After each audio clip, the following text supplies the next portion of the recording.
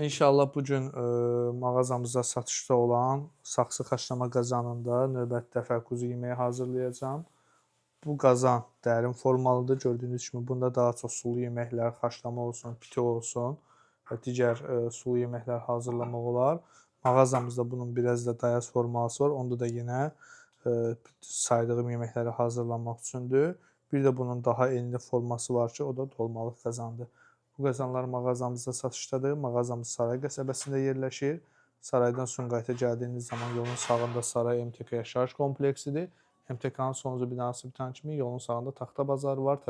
Sarayın Təzə bazarı gedir. Adı həmin bazarın içərisində fəaliyyət göstəririk.